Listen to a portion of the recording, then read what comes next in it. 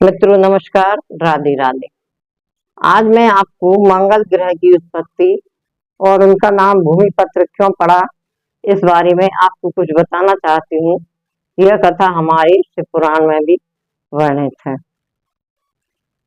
एक समय कैलाश पर्वत पर शंकर जी अपनी समाधि में लीन थे और जब उनको बहुत समय हो गया समाधि में, जब उनकी समाधि टूटी तो उनकी ललाट से एक पसीने की बूंद पृथ्वी पर गिरी, जिसने गिरते ही बालक का रूप धारण कर लिया।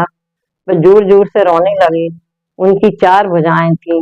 उनके शरीर का रंग लाल था और बहुत ही सुंदर थे। जब पृथ्वी देवी ने यह देखा कि मेरे ऊपर एक बालक रो रहा है, तो उन्होंने उसको उठाया, अपना दूध पिलवाया और उसका पालन पोषण करने लगे।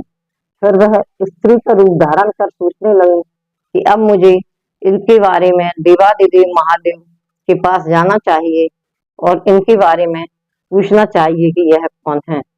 तब वे अपनी स्त्री का रूप बनाकर भगवान शंकर के पास पहुंचे। उन्हें नमस्कार करके उन्होंने पूछा, हे देवादिदेव, आप मुझे यह बताइए कि यह बालक कौन है, इनका नाम क्या है और ये किसके पुत्र हैं। शंकर जी तो सब जानते ही थे, तो उन्होंने उनसे कहा, हे देवी, मैं तुम पर बहुत प्रसन्न हूँ।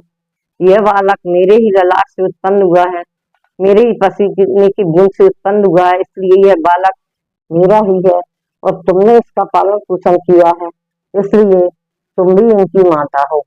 मतलब ये लाल वर्ण का है, इसका नाम मंगल हुआ और यह तीनों तापों को हरने वाला होगा और सबको भूमि प्रदान करने वाला होगा और यह भूमि पुत्र भी कहलाएगा।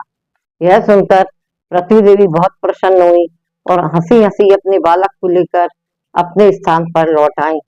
कुछ दिनों तक मंगल देव अपनी माता पृथ्वी देवी के पास रहे। फिर वह उनको नमस्कार करके उनकी आज्ञा लेकर काशी चले गए। काशी में जाकर उन्होंने काशी विश्वनाथ महाराज की बहुत तपस्या की, महादेव की पूजा की। उनकी तपस्या से प्रसन्न होकर विश्वनाथ भोलेनाथ ने उन्हें वरदान दिया कि तुम उन्हें मंगल ग्रह की उपाधि दी और उन्होंने सारी विद्याएं सिखाई।